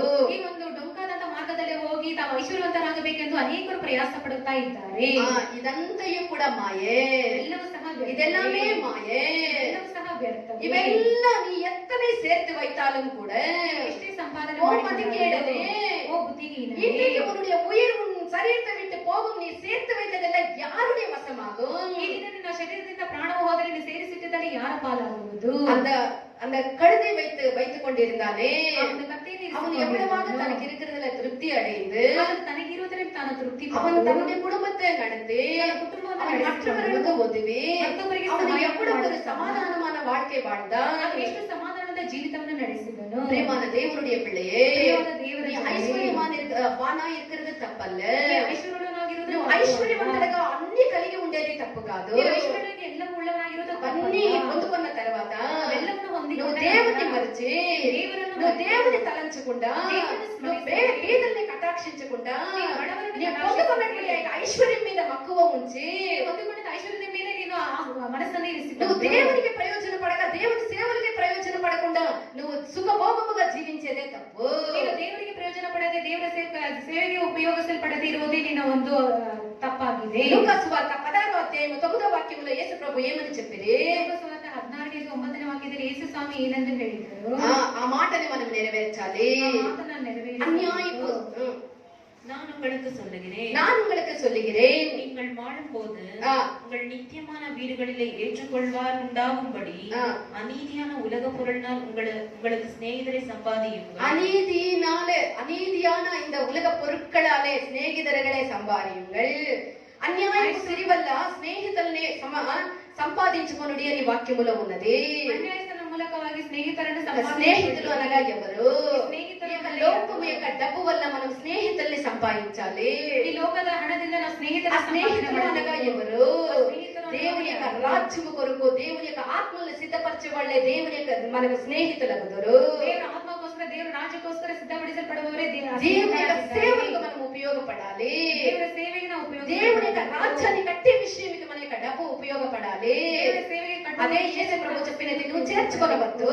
ಆದ್ದರಿಂದ ನೀನು నీ అన్యాయపు యొక్క సిరి వల్ల అనేక మంది స్నేహితుల్ని, అనేక మంది ఆత్మల్ని, అనేక మంది దేవుని యొక్క రాజ్యానికి కట్టేటటువంటి ఆ కార్యానికి నువ్వు సిద్ధపడు. ಅನ್ಯಾಯದ ಧನದ ಮೂಲಕವಾಗಿ ನೀನು ಅನೇಕ ಸ್ನೇಹಿತರನ್ನು ದೇವರ ರಾಜ್ಯವನ್ನು ಕಟ್ಟುವ ಸಲುವಾಗಿ ನೀವು ಸಿದ್ಧಪಡಿ. ఎందుకు మనం ఈ విధముగా చేయాలి అంటే, ಯಾವುದರ ನಿಮಿತ್ತ ఫిలిప్పీయులు 4వ అధ్యాయము 18, 19 వాక్యాలను మనం చూసినట్లయితే, ಫಿಲಿಪ್ಪಿ 4ನೇ ಅಧ್ಯಾಯ 18, 19 ವಾಕ್ಯಗಳನ್ನು ಓದುವಾಗ త్వరగా, எல்லாம் எனக்கு கிடைத்தது, எல்லாம் எனக்கு கிடைத்தது, பரிபூர்ணமும் உண்டாயிருக்கிறது. உங்களால் அனுப்பப்பட்டவைகளை சுகந்த வாசனையும் தேவனுக்கு பிரியமான உகந்த பலியுமாக எபெப்ரோத்துவின் கையில் வரப்பற்றி கொண்டபடியால் நான் திருப்தி அடைந்திருக்கிறேன். அல்லேலூயா. ఇక్కడ இங்க பிலிப்பியர்களுக்கு பவுல் சொல்லுகிறதான காரியம் இது. ಫಿಲಿಪ್ಪಿಯವರಿಗೆ ಪೌಲನು ಹೇಳುವಂತ ಮಾತು, పౌలుకు ఫిలిప్పీయులు సహాయం చేసిరి. పౌలునికి ఫిలిప్పియరు సహాయం అందుకు పౌలు ఏమంటూ ఉన్నాడు? పౌలు ఏమని ಹೇಳುತ್ತಿದ್ದಾನೆ? వారి యొక్క ప్రతి అవసరము అనగా ఆత్మికముగా గాని శారీరకముగా గాని ప్రతి ఒక్క అవసరము దేవుని యందు తీర్చబడనని పొందుకున్నటువంటి యొక్క సహాయము వల్ల పౌలు ఆ యొక్క ఫిలిప్పీయులకు అలాంటి ఒక కార్యాన్ని చెప్తూ ఉన్నాడు. ಅವರಿಂದ ಹೊಂದಿಕೊಂಡ ಸಹಾಯದ ನಿಮಿತ್ತವಾಗಿ ಪ್ರತಿಯೊಂದು ಒಂದು ಸಹಾಯವು ಕ್ರಿಸ್ತನಲ್ಲಿ ಅವರಿಗೆ ತೀರಿಸಲ್ಪಡಲಿ ಎಂದು ಹೇಳುತ್ತಿದ್ದಾನೆ. கர்த்தர் ஐஸ்வர்யவானாக சீமானாக உன்னை ஆசீர்வதித்தால், ದೇವರನ್ನು ಐಶ್ವರ್ಯವನ್ನಾಗಿ ನಿನ್ನನ್ನು ಆಶೀರ್ವದಿಸುವಾಗ ఆ దేవుని యొక్క ఆశీర్వాదమే మనల్ని ఐశ్వర్యవంతులుగా చేస్తుందని వాక్యం ఉన్నది. ದೇವರ ಆಶೀರ್ವಾದ ನಮ್ಮನ್ನು ಐಶ್ವರ್ಯವಂತರನ್ನಾಗಿ உன்னை கர்த்தர் நல்லா ஆசீர்வதித்து உன்னை பெரிய ஐஸ்வர்யவானாகி உனக்கு பெரிய ஒரு ஸ்தானத்துல உயர்த்தினால், ದೊಡ್ಡ ಸ್ಥಾನಕ್ಕೆ ಏರಿಸಿದಾಗ நீ என்ன செய்யணும்? ಏನು ಮಾಡಬೇಕು? నువ్వు దేవుని యందు నువ్వు అతిశయపడాలి. ದೇವರಲ್ಲಿ ನೀವು ఇచ్చిన దేవుని నువ్వు స్తుతించాలి. ఇచ్చిన దేవునికి నువ్వు చేసేదానికి నీ పూర్ణ మనసు ఉండాలి. దేవుని యొక్క కార్యాల కొరకు చేసేదానికి మనసు ఉండాలి. దేవుని యొక్క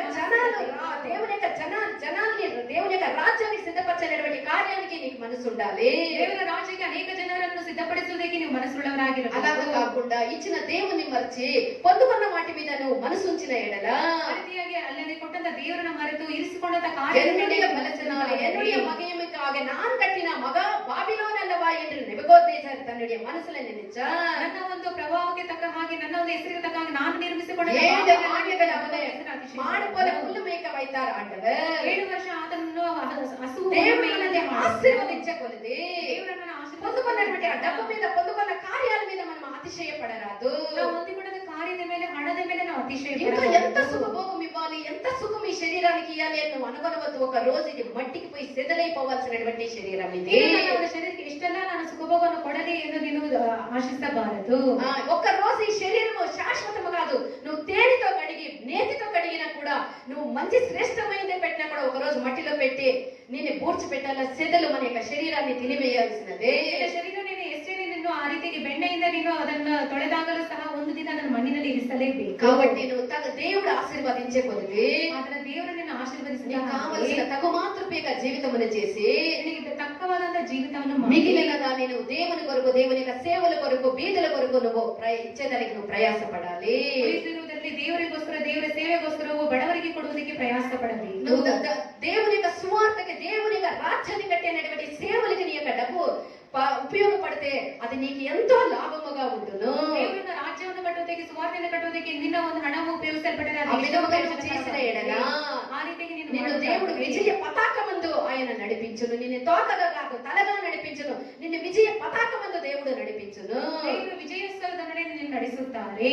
ఇక్కడ 2 కొరింథీయులు 2వ అధ్యాయం 14వ వాక్యంలో పౌలు చెప్పేటప్పుడు ఏమని చెప్తూ ఉన్నారు? 2 కొరింథ 2ನೇ ಅಧ್ಯಾಯ 14ನೇ ವಾಕ್ಯದಲ್ಲಿ ಪೌಲನು ಹೇಳುತ್ತಿದ್ದಾರೆ. 2 కొరింథీయర్ 2వ అధికారం 14వ వచనం. 2 Corinthians 2nd chapter 14th verse.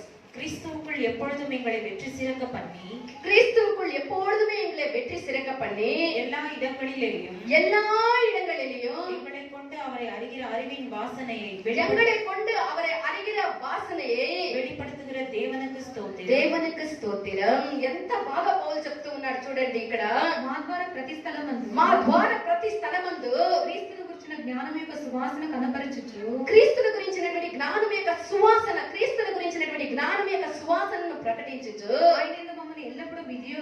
విజయోత్సవంతో ఊరేగించుచున్నా ఆయన యందు ఎల్లప్పుడూ మమ్మల్ని విజయోత్సవముతో ఊరేగించుచున్నా దేవునికి స్తోత్రం. మా ద్వారా ప్రతి స్థలమందు క్రీస్తుకు సువాసనగా ఆ దేవుడు మమ్మల్ని పెట్టి ఉన్నాడే, ఆయన ఊరేగిస్తూ ఉన్నాడే, ఆయనకి స్తోత్రం అని చెప్పే ಆ ರೀತಿಗೆ ನಮ್ಮನ್ನು ಜಯೋತ್ಸವದೊಡನೆ ಮೆರೆಸುತ್ತಾ ಇರುವಂತಹ ಆತನಿಗೆ ಸ್ತೋತ್ರವೆಂದು ಹೇಳುತ್ತಿದ್ದಾರೆ. ఇక్కడ క్రీస్తు సువాసనని ప్రతి స్థలమునకు పౌలు తన ద్వారా ఆయన బయలుపరిచే. ಕ್ರಿಸ್ತನ ಒಂದು ಸುವಾರ್ತೆಯನ್ನು ಪ್ರತಿಯೊಂದು ಸ್ಥಳದಲ್ಲಿಯೂ ಪೌಲನು ಆತನು పౌల్ని దేవుడు విజయోత్సవముతో ఊరేగించే. ಪೌಲನು ದೇವರನ್ನು ವಿಜಯೋತ್ಸವದೊಡನೆ ఆరో అధ్యాయం 6వ వాక్యము నుండి మనం చదివినట్లయితే 1 ತಿಮೋಥೆ 6ನೇ ಅಧ್ಯಾಯ 1ನೇ ವಾಕ್ಯದಿಂದ ಓದುವಾಗ 1 ತಿಮೋಥೆಯು 6ஆம் அதிகாரம் 6ஆம் வசனத்திலிருந்து வாசிங்க. போதுமென்கிற மனதுடனே கூடிய தேவ பக்திய மிகுந்த ஆதாயம். போதும் என்கிறதான மனதுடைய தேவபக்திய மிகுந்த ஆதாயம். உலகத்திலே நாம் ஒன்றும் கொண்டு வந்ததும் இல்லை, நாம் உலகத்திலே ஒன்றுமே கொண்டு வந்ததில்லை, இதிலிருந்து நாம் ஒன்றும் கொண்டு இந்த போவதும் உலகத்தை விட்டு போகும்போது ஒன்றுமே கொண்டு போவதும் இல்லை என்பது நிச்சயம். என்பது நிச்சயம். உண்ணவும் உடுக்கவும் உண்ணவும் உடக்கவும் நமக்கு உண்டாயிருந்தால் அது போதுமென்று இருக்க கடவோம். அது போதுமென்று இருக்க கடவோம். ஐஸ்வர்யவான்களாக விரும்புகிறவர்கள் ஐஸ்வர்யவான்களாக விரும்புகிறவர்கள் சோதனையிலும் கண்ணியிலும் மனுஷரை கேட்டிலும் அழிவிலும் அமிழ்த்துகிற மதிக்கேடும் சேதமுமான பலவித இச்சைகளிலும் விழுகிறார்கள். பண ஆசை எல்லா தீமைக்கும் வேறாயிருக்கிறது. சிலர் அதை இச்சித்து விசுவாசத்தை விட்டு வழுவி அநேக வேதனைகளாலே தங்களை உருவ குத்திக் கொண்டிருக்கிறார்கள். நீயோ தேவனுடைய மனுஷனே, இவைகளை விட்டு ஓடி நீதியையும் தேவபக்தியையும் விசுவாசத்தையும் அன்பையும் பொறுமையையும் சாந்த குணத்தையும் அடையும்படி நாடு. இந்த பவுல் திமோத்திக்கு சொல்லுகிறதான எச்சரிக்கையின் வார்த்தைகள் இது. పౌలును తిమోతికి ಹೇಳುವಂತ ಎಚ್ಚರಿಕೆಯ మాటಗಳು ఇದಾಗಿವೆ. మనం ఈ లోకములోనికి వచ్చినప్పుడు ఏమీ తీసుకొని రాలేదు. ನಾವು ಈ ಲೋಕಕ್ಕೆ ಬಂದಾಗ ಏನು మనం ఈ లోకాన్ని వదిలిపోయేటప్పుడు మనం ఏమీ తీసుకొని పోము, ఇది సత్యము. ನಾವು ಲೋಕದೊಳಗಿಂದ ಹೋಗುವಾಗ ಏನು ತೆಗೆದುಕೊಂಡು ಹೋಗುವುದಿಲ್ಲ, తృప్తి కలిగి జీవించేదే మన యొక్క సౌభాగ్యమై ఉన్నది. దేవుడు పుట్టితರಲ್ಲಿ సంతృప్తిಗೊಂಡು ఇರುವುದೇ ನಮ್ಮ ధనము సంపాదించడానికి కురుపు మార్గంలో పోయి అనేకులు తమను తామే పొడుచుకున్నట్లుగా కనబడుతూ ఉన్నారు. అనేకರು ಹಣವನ್ನು ಸಂಪಾದಿಸುವ ಸಲುವಾಗಿ డబ్బు సంపాదించాలని ఆశ ఉండేవాళ్ళు దేవుని కొరకు ఏమి క్రియ చేసేదానికి వాళ్ళ వల్ల వీలు కాదు. సంపాదನೆ ಮಾಡಬೇಕೆಂದು ಆತರ ಪಡುವರು ಅವರ ದೇವರಿಗೋಸ್ಕರ ಯಾವ ಕ್ರಿಯೆಯನ್ನು ನಡೆಸಲು ಸಾಧ್ಯ. పేదవాడే దేవుని కొరకు ఏదైనా చేయాలనే ఆశ తపన కలిగి ఉంటాడు. డబ్బు కలిగిన మనకి ఇంకా ఏ విధముగా అంత డబ్బు సంపాదించాలని వాటి అంతే మనకి ధ్యాస. ಬಡವನಿಗೆ ಹೇಗಾದರೂ ದೇವರಿಗೆ ಏನಾದರೂ ಮಾಡಬೇಕೆಂದು ಆತನ ಆತರ ಪಡುತ್ತಾನೆ. ಆದರೆ ಹಣವನ್ನು ಸಂಪಾದನೆ ಮಾಡಿ ಯಾವಾಗಲೂ ಹಣದವನ್ನು ಕುರಿತೇ ಚಿಂತೆ. డబ్బు డబ్బాశ ధనాపేక్ష సకల విధమైనటువంటి కీడులకు మూలము కొందరు దాన్ని నశించిపోయిరి. యూదాసు డబ్బాశ వల్ల యేసు ప్రభువుని పట్టించే నయోముని యొక్క కుష్ఠాన్ని ఆ యొక్క డబ్బాశ వల్ల గేహాజీ పొందుకున్నాడు. ఈ విధముగా డబ్బు ఆశ అన్ని విధములైనటువంటి కీడులకు మూలమన్నటువంటి ఉదాహరణలు ఎన్నో వేదములో ఉన్నవి. ಹಣದಾಸೆ ಸಕಲ ವಿಧದ ಕೆಟ್ಟತನಕ್ಕೆ ಮೂಲವಾಗಿದೆ ಎಂದು ಯೂತನನ್ನು ಕುರಿತು ಆ ರೀತಿ ಗೇಹಜನ ಕುರಿತು ನಾವು ಅನೇಕ ಉದಾಹರಣೆಗಳ ಮೂಲಕವಾಗಿ ನೋಡಬಹುದು. మనము డబ్బు కలిగి ఉండేది తప్పు కాదు, మనం ఐశ్వర్యవంతులుగా ఉండేది తప్పు కాదు. ఐశ్వర్యవులవరాగిರುವುದು తప్పు. ఆ డబ్బు మీదనే మనం మనసుంచుకొని ఇచ్చిన దేవుణ్ణి మరిచి జీవించేది, సేవల్ని మరిచి జీవించేది తప్పు. ನಾವು ಹಣವನ್ನು ಇರಿಸಿಕೊಂಡು ಅದರ ಮೇಲೆ ಮನಸ್ಸನ್ನು ಇರಿಸಿಕೊಂಡು ಸೇವೆಯನ್ನು ಮರೆತು ದೇವರ ಕಾರ್ಯವನ್ನು ಮರೆತಿರುವುದು ತಪ್ಪು. ದೇವರನ್ನು ಮರೆತು ದೇವರ ಸೇವೆಯನ್ನು ಮರೆತು ದೇವರ ಕಾರ್ಯಗಳನ್ನು ಮರೆತು ಜೀವಿಸುವುದು ತಪ್ಪು. ನಾವು ಐಶ್ವರ್ಯವಂತರಾಗಿರುವುದು ತಪ್ಪಲ್ಲ.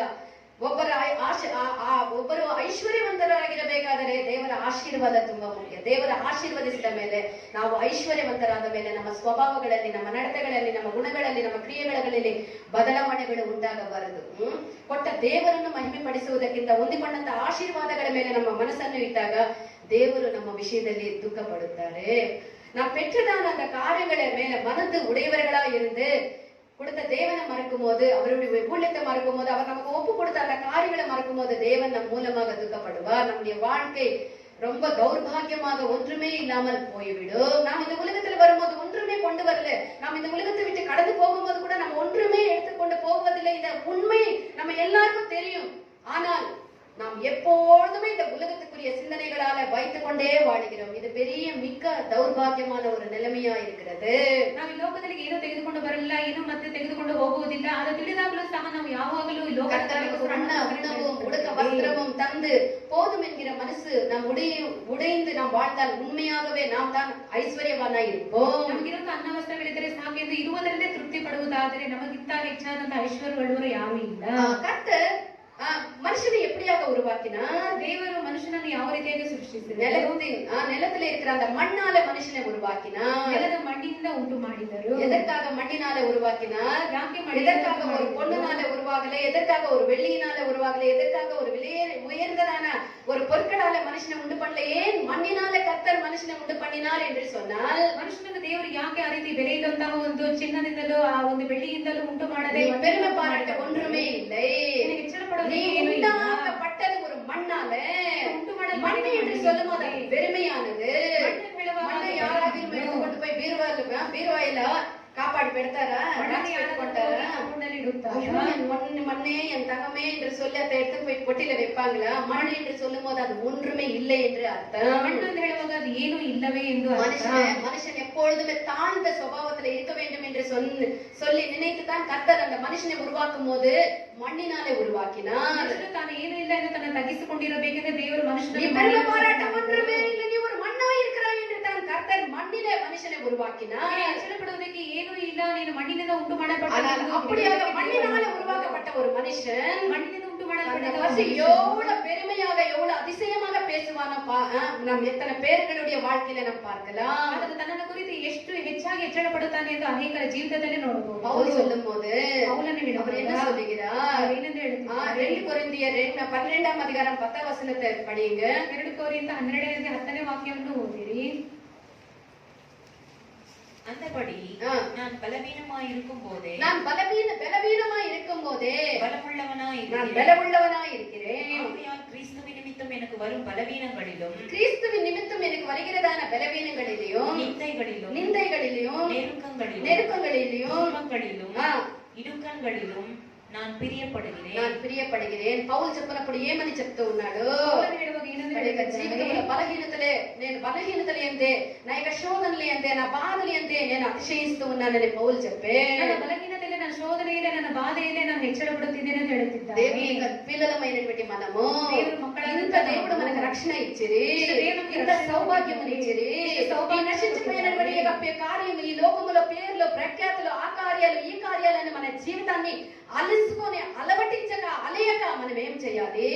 నశించుకుంటా ఆ కార్యದಲ್ಲಿ ನಮ್ಮ ಆ ಒಂದು ಕಾರ್ಯಕ್ಕೋಸ್ಕರ ನಾವು ప్రఖ్యాత కొరకు డబ్బు కొరకు అన్నిటి కొరకు మన యొక్క జీవితం అల్ప జీవితము స్వల్ప జీవితము ఈ జీవితంలో అలయకుండా ಹೆಸರಿಗೋಸ್ಕರ ಪ್ರಖ್ಯಾತಿಗೋಸ್ಕರ ನಮ್ಮ ಜೀವಿತದಲ್ಲಿ ನಾವು ಅದನ್ನು కలిగిన దాని అంతే మనం తృప్తి కలిగి ఉందము గాక. ఇరువుదರಲ್ಲಿ ನಾವು ಸಂತುಷ್ಟಿ ఉన్న దాంట్లోనే దేవునికి మనం క్రియ చేద్దాము గాక. మనకు దేవుడు ఆశీర్వదించిన ఆశీర్వాదము కొలది మనము దేవునికి సాక్షులముగా మనం ఉందము గాక. జీవితంలో దేవుని యొక్క రాజ్యమును కట్టేటువంటి అనేకులను క్రీస్తు యొక్క సువాసనకు త్రిప్పేవాడుగా మనం మారదము గాక. ಜೀವಿತದಲ್ಲಿ ಅನೇಕರನ್ನ ದೇವರ ರಾಜ್ಯಕ್ಕೆ కలిగిన దాని యందు మనం తృప్తి కలిగి ఉందము గాక. ಇರುವುದರಲ್ಲಿ ನಾವು ತೃಪ್ತಿ ಉಳ್ಳವರಾಗಿರೋಣ. ನೀತಿಮೊಳಿಗಳು 23ಆம் அதிகாரம் 4-5 ವಚನಗಳ ವಾಸಿಂಗ. ಜ್ಞಾನೋಕ್ತಿಗಳು 23ನೇ ಅಧ್ಯಾಯ 4-5 ವಾಕ್ಯಗಳನ್ನು ಓದಿರಿ. ஐஸ்வர்யவான் ஆக வேண்டும் என்று பிரயாசப்படாதே. நீ பிரயாசப்படாதே. சுய புத்தியை சாராதே. இல்லாமல் போகும் பொருள் மேல் உன் கண்களை பறக்க விடுவானே. இல்லாமல் போகிறதான அந்த பொருட்களை மேல உன்னுடைய கண்கள் பறக்க விடுவானே. அது கழுகை போல சிறகுகளை தனக்கு உண்டு பண்ணிக்கொண்டு ఆగాయ మార్గమాయి పరందు పోగం. తెలుగులో చదవండి. ఐశ్వర్యము పొంద ప్రయాసపడకుము. నీకు అట్టి అభిప్రాయము కలిగినను దాన్ని విడిచిపెట్టుము. అట్టి ఐశ్వర్యవంతుడు అయ్యేదానికి నేను ప్రయాసపడాలనేటువంటి కార్యాన్ని విడిచిపెట్ట అట్టి మనసు నీకు కలిగినప్పుడు నువ్వు దాన్ని వదిలిపెట్టు. నీవు దాని మీద దృష్టి నిలిపిన అది లేకపోవును, అది ఒక రోజు లేకపోవును. నిశ్చయముగా అది రెక్కలు వచ్చినటువంటి పక్షి వలె నీ యొక్క ఐశ్వర్యం నీ వదిలి ఎగిసిపోవును. పక్షిరాజు ఆకాశమునకు ఎగిరిపోవునట్టు పక్షిరాజు ఆకాశమునకు ఎగిసిపోవు విధముగా నీ యొక్క ఐశ్వర్యం నీ వదిలి ఎగిసిపోవును. కాబట్టి దాని యందు మనస్సు ఉంచుకొనవద్దు. ಆದ್ದರಿಂದ ಅದರ ಮೇಲೆ ಮನಸ್ಸನ್ನು ಇರಿಸಬೇಡ. ఐశ్వర్యాన్ని నీకు దేవుడు అనుగ్రహించిన ఎడల ಐಶ್ವರ್ಯವನ್ನು ದೇವರು నువ్వు ನಿನಗೆ దాని యందు ಅನುಗ್ರಹಿಸಿದ್ದಾನೆ. అతిశయించవద్దు. ನೀನು ಅದರ ಮೇಲೆ ಹೆಚ್ಚಳ ಪಡಬೇಡ. ఐశ్వర్యవంతులు దేవునికి ఏమీ కూడా చేయలేరు. ಐಶ್ವರ್ಯವುಳ್ಳವರು ದೇವರಿಗೋಸ್ಕರ ಏನು ಮಾಡಲು ಸಾಧ್ಯವಿಲ್ಲ. మోషే గురించి మనం చూసినట్లయితే ಮೋಶೆಯನ್ನು ಕುರಿತು ಓದುವಾಗ ఐగుప్తు యొక్క ధనమున కంటే క్రీస్తు నిమిత్తము కలుగునటువంటి నిందే నాకు శ్రేష్ఠ భాగ్యమని తలంచే. ಐಗುಪ್ತದಿಂದ ಉಂಟಾಗುವಂತಹ ಒಂದು ಐಶ್ವರ್ಯಕ್ಕಿಂತ ನಾನು ఎబ్రియుల 11:24 వాక్యంలో ఇప్పుడొద్దు. ఫరో కుమార్తె యొక్క కుమారుడు అనబడిట కంటే దేవుని యొక్క ప్రజలతో శ్రమ అనుభవించదే తనకి శ్రేష్టమైన భాగ్యమని ఎంచుకునే మోషే. ಫರೋಹನ ಕುಮಾರ್ತೆ ಮಗನೆನಿಸಿಕೊಳ್ಳುವುದಕ್ಕಿಂತ ದೇವರ ಒಂದು ಜನರೊಂದಿಗೆ ನಿಂದೆಯನ್ನು మోషే ಅನುಭವಿಸಿ నేటివి కూడా మనందరికీ కూడా ఒక సాక్షిగా ఉన్నాడు. ఐశ్వర్యాన్ని బట్టి కాదు, అతడు చేసినటువంటి త్యాగాన్ని బట్టి, అతడు దేవుని వరకు చేసినటువంటి క్రియను బట్టి నేటికి కూడా మోషే మనకు మాదిరిగా ఉన్నాడు. ಮೋಶೆ ಈ ದಿನ ತನಕ ಆತನು ಮಾಡಿದಂತ ಕಾರ್ಯದ ನಿಮಿತ್ತವಾಗಿ ಆತನ ದೇವರಲ್ಲಿ ಆತನ ఐగుప్తు యొక్క ధనముని, ఐగుప్తు యొక్క అధికారాన్ని ప్రేమించి ఉంటే నేటికి మోషే యొక్క చరిత్రను మనకు స్మరించిండే వాళ్ళము కాము. ಆತನ ಐಗುಪ್ತದ ಒಂದು ಐಶ್ವರ್ಯದ ಧನವನ್ನು ಪ್ರೀತಿಸಿದರೆ ಆತನ ಚರಿತ್ರೆಯನ್ನು ನಾವು இன்றைக்கு ಸ್ಮರಿಸುತ್ತಾ ஏழைகளாக ಇದ್ದೇವೆ. இருக்கிறீர்களே, நீங்கள் கவலைப்படாதீர்கள். ಈ ದಿನ ಬಡವರಾಗಿರುವಂತಹ ನೀವು பக்கத்துல ಚಿಂತೆ இருக்கிறவர்கள், முன்பே ಮಾಡಬೇಡಿ. இருக்கிறவர்கள், உன் சுற்றுப்புறத்துல இருக்கிறவர்கள், வளர்ச்சி அடைந்தவர்கள், பெரிய ஸ்தானத்துல போயிருந்தாலும் நீ கவலைப்படாதே. ಸುತ್ತಮುತ್ತಲಿರುವ ಎಲ್ಲರೂ ಸಹ ಅವರು ಬೆಳೆದು ಅವರು ಉನ್ನತ ಸ್ಥಾನದಲ್ಲಿ ಇದ್ದರೆ ನೀವು ಚಿಂತೆ வாழ்க்கையை ಮಾಡಬೇಡಿ. வாழ்ந்தாலும் பெரிய தேவன், எல்லாமே சிருஷ்டிதரான தேவன் தகப்பனா இருக்கிறார், அதுக்கு நீ சந்தோஷப்படு. ನೀತಿವಂತನಾಗಿದ್ದು ನೀನು ಸೃಷ್ಟಿಯಿಂದ ದೇವರು ದೊಡ್ಡವರಾಗಿದ್ದಾರೆ, ಅದಕ್ಕೆ ನೀನು ಸಂತೋಷ உன்னுடைய தகப்பன் யாரு? ತಂದೆ எல்லாவற்றையும் உருவாக்க கடவுள் என்று வாக்கு உரைத்தால் அப்படியாகவே ஆனது. அவ்வளவு பெரியவர் உன்னுடைய தகப்பன். ಎಲ್ಲವೂ ಉಂಟಾಗಲಿದೆ ಅವರ ವಾಕ್ಯದಿಂದ ಉಂಟು ಮಾಡಿದ அந்த தகப்பனுடைய பிள்ளையா இருக்கிறாய், அதுக்கு நீ பெருமை பாராட்டு. ದೇವರಿಗೆ ಮಗುವಾಗಿ நீ இந்த ಅದಕ್ಕೆ ನೀನು உலகத்திலே ಹೆಚ್ಚಳ ஏழையா ಪಡು. இருந்தாலும் நாள்தோறும் நீ உன்னுடைய வாழ்க்கை நடத்த நீ பிரயாசப்பட்டாலும் நீ கவலைப்படாதே. ಈಗ ನೀನು ಬಡವನಾಗಿದ್ದರೆ ನಿನ್ನ ಜೀವಿತವನ್ನು ಪ್ರತಿದಿನ ನಡೆಸಲು ಕಷ್ಟಪಟ್ಟರೆ ನೀನು ಚಿಂತೆ ಮಾಡಬೇಡ. ஏனென்றால் ஒரு நாள் இந்த உலகத்தை விட்டு நாம் கடந்து போக வேண்டும். ಯಾಕಂದ್ರೆ ಒಂದು ದಿನ ನಾವು ಈ உனக்காக ಲೋಕದಲ್ಲಿ உன்னுடைய தகப்பன் தங்க மாளிகையை அந்த இடத்துல உருவாக்கி வைத்திருக்கிறார். ನಿನ್ನ ತಂದೆ ಆ ಲೋಕದಲ್ಲಿ ಒಂದು நீ ಬಂಗಾರದ இங்க ಇರಿಸಿದ್ದಾನೆ. வாழ்வது ஒரு குறைஞ்சதான நாட்கள் மற்றும் தான். ಇದು ಸ್ವಲ್ಪ ದಿನಗಳು ಮಾತ್ರವೇ. யுகாயுகங்கள் உன்னுடைய தேவனோட வாழ போகிறதான ஒரு வாழ்க்கையை கர்த்தர் உனக்கு தந்திருக்கிறார். ಯುಗಾಂತರ ದೇವರೊಂದಿಗೆ ಬದುಕಿದ நான் ಜೀವಿತವನ್ನು ஏழையா ದೇವರು இருக்கிறேனே, நான் ಕೊಟ್ಟಿದ್ದಾನೆ. எளியவனா இருக்கிறேனே, எனக்கு ஒன்றுமே இல்லாமல் இருக்கிறதே, அவர்கள் அப்படியாக இருக்கிறார்களே, அவர்களுடைய பிள்ளைகள் இப்படியாக இருக்கிறார்களே, அவர்கள் ஒரு சொந்த வீடை கட்டினார்களே, அவர்களுக்கு அது இருக்கிறதே, இது இருக்கிறதே, சொத்து இருக்கிறதே, நகை இருக்கிறதே, பணம் இருக்கிறதே, அவர்களை பார்த்து நீ கவலைப்படாதே. ಅವರಿಗೆ ಹೇರಳವಾಗಿ ಆಸ್ತಿ ಪಾಸ್ತಿ ಇದೆ, ಅವರಿಗೆ ಆಭರಣಗಳಿದೆ, ಎಲ್ಲವಿದೆ ಎಂದು ನೀನು ಅದನ್ನು ನೋಡಿ நீ கொஞ்ச காலம் தான் இந்த உலகம், இந்த உலகத்துல எதுவுமே நம்ம கொண்டு போறதில்லை. ஆனா நம்ம போய் சேர்க்கிறதான அந்த ராஜ்யத்துல நீ நடக்கிற வீதி தங்க வீதியா இருக்கும். ಈ ಲೋಕದಲ್ಲಿ ಸ್ವಲ್ಪ ದಿನಗಳೇ, ಈ ಲೋಕಗಳಿಂದ ನಾವು ಏನು ತೆಗೆದುಕೊಂಡು ಹೋಗಲು ಅದೊಂದು ಸಾಧ್ಯವಿಲ್ಲ. ಆದರೆ ನಾವು ನಡೆಯುವಂತಹ ಒಂದು ಹೋಗುವಂತಹ ರಾಜ್ಯವಾದದ್ದು ಅದು ಬಂಗಾರದ ರಾಜ್ಯವಾಗಿದೆ. நீ இருக்க போகிறதான அந்த கூடாரமானது பலவிதமான பொருட்களாலே, ரத்ன வಜ್ர வைடூரியங்களாலே கட்டப்பட்டதான வீட்டுல நீ போய் வசிக்க போகிறாய். ಹೋಗುವಂತಹ ರಾಜ್ಯವಾದದ್ದು ರತ್ನ ವೈಡೂರ್ಯಗಳಿಂದ ಬಂಗಾರದ ಕಟ್ಟಲ್ಪಟ್ಟಂತಹ ರಾಜ್ಯವಾಗಿದೆ.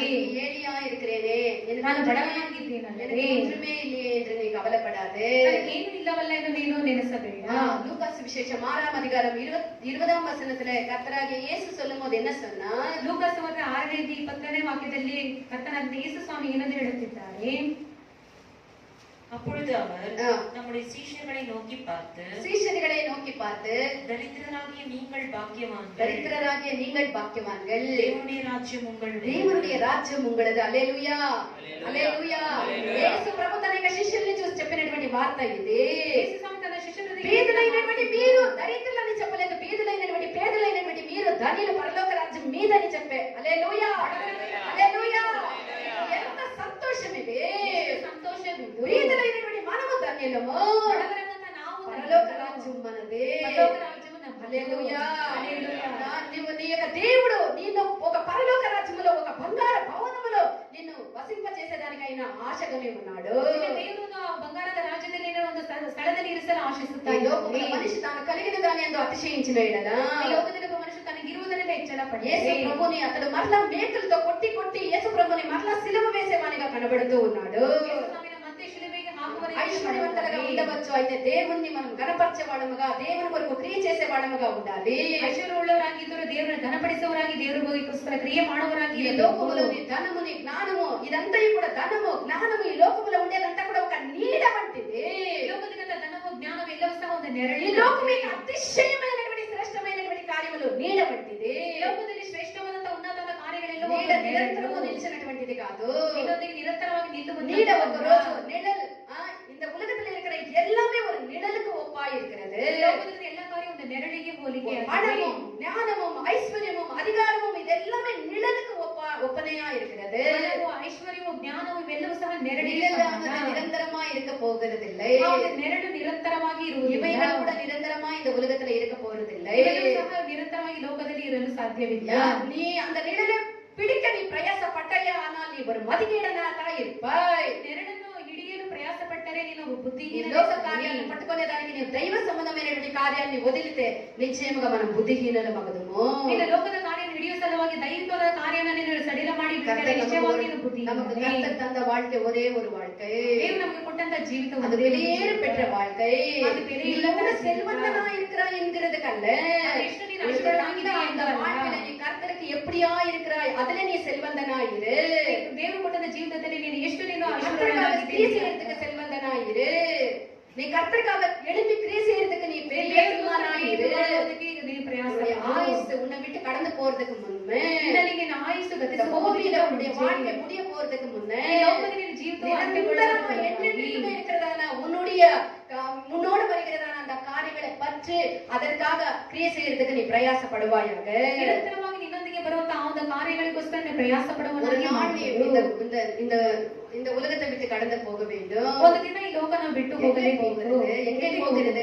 அந்த நிச்சயம் இப்பொழுது நாம் பெற்றிருக்க வேண்டும். ಆ ಒಂದು ನಂಬಿಕೆಯನ್ನು ಈ ದಿನವೇ ನಾವು ಹೊಂದಿರಬೇಕು. நிரந்தரமா இருக்கிறதான அந்த ராஜ்யத்துல நாம் போய் நாம் சேர வேண்டியதா இருக்கிறது. ನಾವು ನಿರಂತರವಾಗಿರುವ அந்த ರಾಜ್ಯಕ್ಕೆ ಹೋಗಿ ಸೇರಬೇಕು. அழிவில்லாத ஒரு ராஜ்யத்துல நம்மை கர்த்தர் கொண்டு சேர்க்க அவர் வருகிற நாள் சமீபமா இருக்கிறது. ನಿರಂತರವಾಗಿರುವ அந்த ರಾಜ್ಯಕ್ಕೆ ಸೇರಿಸುವುದಕ್ಕೆ ನಮ್ಮ ದೇವರ அந்த நாளுக்காக நாம் ஆயத்தப்படுவோமாக. ಆ ಒಂದು ದಿನಕ್ಕೋಸ್ಕರ ನಾವು ಸಿದ್ಧಪಡುவோமாக.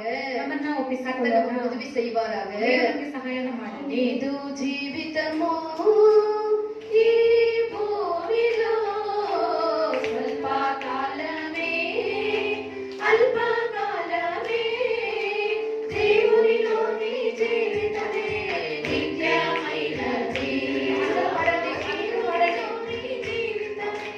నిత్యమైనది ఇది జీవితమో ఈ భూమిలో స్వల్ప కాలమే, అల్ప కాలమే,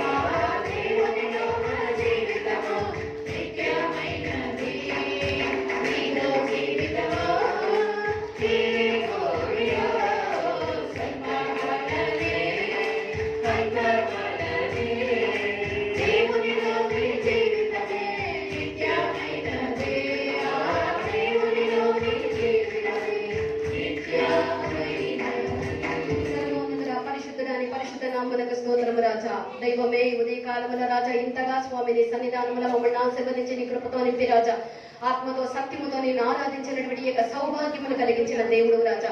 ఈ భూమిలో మా యొక్క జీవితం అల్పకాలము స్వల్పకాలమైన నా తండ్రి దైవమే శాశ్వతమైనటువంటి రాజ్యములో యుగాయుగములు రాజా. దైవమే మేము నీతో కూడా ఉంటామన్నటువంటి నిరీక్షణ కలిగినటువంటి ఏకైక జనము రాజా.